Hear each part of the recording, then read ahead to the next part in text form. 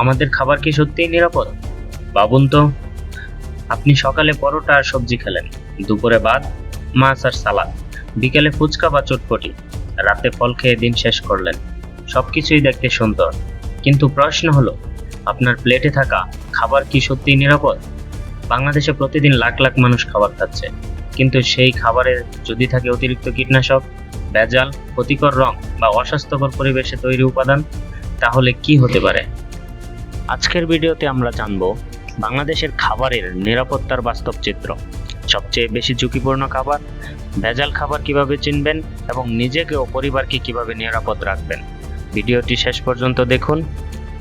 ভেজাল খাদ্য গ্রহণে প্রতি বছর মারা যাচ্ছেন 5,70,000-এরও বেশি মানুষ, বাড়ছে মৃত্যু ঝুঁকি। খাবার নিরাপদ বলতে কি বোঝায়?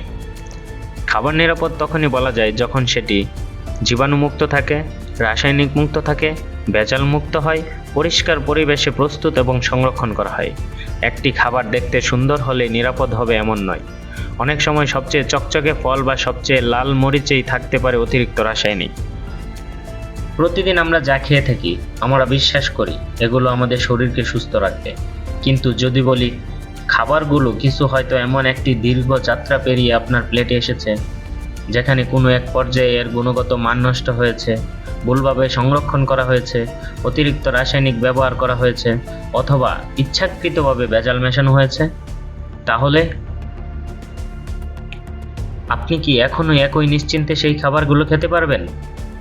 আপনি বাজার থেকে একটি বোতল তেল, কিছু মধু, আচার বা ফলের জুস কিনলেন, সবকিছু দেখতে একদম স্বাভাবিক, কিন্তু 2024-25 অর্থ বছরে বাংলাদেশ নিরাপদ খাদ্য কর্তৃপক্ষ যে 1713টি খাদ্য নমুনা পরীক্ষা করেছে, এর মধ্যে 571টি নমুনা অর্থাৎ প্রায় 33% নিরাপদ খাদ্যের মান পূরণ করেনি।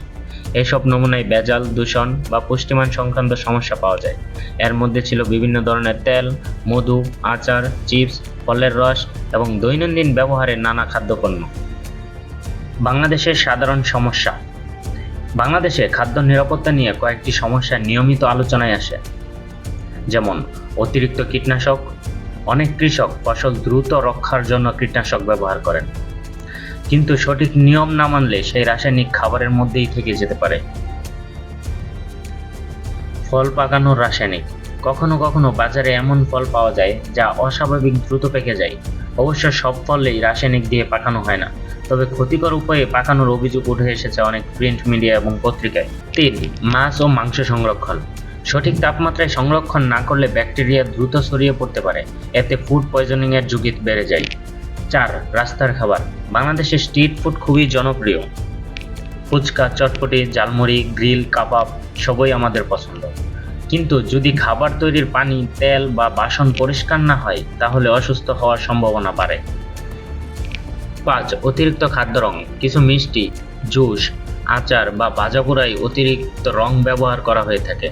সব রং ক্ষতিকর নয়, তবে অনুমোদনহীন রং ব্যবহার করলে তা স্বাস্থ্যের জন্য ঝুঁকিপূর্ণ হতে পারে। কৃত্রিম রঙের নানা ক্ষতিকর দিক রয়েছে, যেমন অ্যালার্জি ও হাঁপানি। টার্ট্রাজিন ও সানসেট ইয়েলোর মতো রং অনেকের শরীরে অ্যালার্জি, ত্বকে ফুসকুড়ি, এমনকি হাঁপানি বা শ্বাসকষ্টের কারণ হতে পারে। শিশুদের সমস্যা। অতিরিক্ত রং দেওয়া খাবার নিয়মিত খেলে শিশুদের আচরণগত সমস্যা, মনোযোগের অভাব ও অস্থিরতা দেখা দিতে পারে। ক্যান্সারের ঝুঁকি। কিছু কিছু কৃত্রিম রঙে, যেমন রেড 40, ক্ষতিকর উপাদানের উপস্থিতি থাকে, যা অতিরিক্ত মাত্রায় গ্রহণ করলে স্বাস্থ্য ঝুঁকি বাড়ে এবং ক্যান্সার সৃষ্টি হতে পারে। অস্বাস্থ্যকর বা দূষিত খাবার খেলে কি হতে পারে? পেটের সমস্যা, ডায়রিয়া, বমি, খাদ্যে বিষক্রিয়া, লিভারের সমস্যা এবং দীর্ঘমেয়াদে বিভিন্ন স্বাস্থ্য ঝুঁকি। সবচেয়ে ভয়ঙ্কর বিষয় কি জানেন? এই সমস্যার শিকারী ধনী, গরিব, শিশু, বৃদ্ধ সকলেই। কেউ পুরোপুরি নিরাপদ নয়। তাহলে সমস্যা কোথায়? খামারে, মধ্যস্থভোগীর কাছে, কারখানায়, পরিবহনে, নাকি বাজারে, নাকি আমাদের চোখের সামনেই? উৎপাদন থেকে খাবারের প্লেট পর্যন্ত কোথায় কোথায় জন্ম নেয় ভেজালের ঝুঁকি? একটি খাবারের গল্প শুরু হয় বীজ থেকে। এখানেই প্রথম ঝুঁকি তৈরি হতে পারে। যদি অনুমোদনহীন বীজ ব্যবহার হয়, যদি কৃষক বিশেষজ্ঞদের পরামর্শ ছাড়া অতিরিক্ত কীটনাশক বা সার ব্যবহার করা হয়, অথবা ফসল কাটার ঠিক আগ মুহূর্তে বিষাক্ত রাসায়নিক প্রয়োগ করা হয়, তাহলে সেই রাসায়নিকের অবশিষ্টাংশ খাদ্যের মধ্যেই থেকে যেতে পারে। তবে এটাও মনে রাখতে হবে, অনেক ক্ষেত্রে পর্যাপ্ত প্রশিক্ষণ, বাজারের চাপ এবং সঠিক তদারকির অভাবও সমস্যার কারণ হয়ে দাঁড়ায়। পাইকারি বাজার, এখানে কোটি কোটি টাকার খাদ্যপণ্য বিক্রি করা হয়। এখানে পণ্যে ভেজাল বেশি মেশানো হয়। এখানে আইন প্রয়োগকারী সংস্থার বিভিন্ন অভিযানে অতীতে কিছু অসাধু ব্যবসায়ীর বিরুদ্ধে নিম্নমানের পণ্য মিশিয়ে বিক্রি, ভুল লেবেল ব্যবহার বা খাদ্যে মান নিয়ে প্রতারণার অভিযোগ পাওয়া গেছে। প্রক্রিয়াজাতকরণ, এখানে খাদ্য রং, গন্ধ, স্বাদ এবং প্যাকেজিং তৈরি করা হয়। বেশিরভাগ প্রতিষ্ঠান আইন মেনে কাজ করলেও নিম্নমানের পণ্য বা নকল পণ্য তৈরি কিছু ঘটনা বিভিন্ন সময় ধরা পড়েছে। খুচরা বাজার, এটাই সেই জায়গা যেখানে আপনি আমি খাবার কিনি, কিন্তু ভোক্তা হিসেবে আমরা সাধারণত জানিই না যে একটি খাদ্য কোথা থেকে এসেছে, কিভাবে সংরক্ষণ করা হয়েছে বা এর পুরো যাত্রাপথ কেমন ছিল। এই তথ্যের অভাবে বিশেষজ্ঞরা খাদ্য নিরাপত্তার একটি বড় দুর্বলতা হিসেবে দেখেন। দায়ী কে? শুধু অসাধু ব্যবসায়ী নাকি পুরো ব্যবস্থার দুর্বলতা? যখন এই খাদ্যে ভেজালের খবর আসে, আমরা সাধারণত একজন ব্যবসায়ীকে দেখি, একটি দোকান দেখি, একটি কারখানা দেখি, কিন্তু একটি প্রশ্ন খুবই কমই করি, একজন অসাধু ব্যবসায়ী বছরের পর বছর কিভাবে একই কাজ চালিয়ে যেতে পারে? একটি দেশের খাদ্য নিরাপত্তা শুধু একজন ব্যবসায়ীর উপর নির্ভর করে না, এটি একটি সম্পূর্ণ ব্যবস্থার উপর নির্ভর করে, যেখানে কৃষি, স্বাস্থ্য, শিল্প, স্থানীয় সরকার, মান নিয়ন্ত্রণ, আইন প্রয়োগ এবং বিচার ব্যবস্থা সবাই নিজ নিজ ভূমিকা পালন করে থাকে। একটি শক্তিশালী খাদ্য নিরাপত্তা ব্যবস্থার 5টি ভিত্তি: শক্তিশালী আইন, নিয়মিত পরীক্ষা, স্বচ্ছ জবাবদিহি, দ্রুত শাস্তি এবং সচেতন ভোক্তা। সরকারের ভূমিকা, বাংলাদেশে বিভিন্ন সরকারি সংস্থা খাদ্য নিরাপত্তা নিশ্চিত করতে নিয়মিত অভিযান পরিচালনা করে। তারা ভেজাল বিরোধী অভিযান, খাদ্য পরীক্ষা সহ বিভিন্ন কার্যক্রম পরিচালনা করে।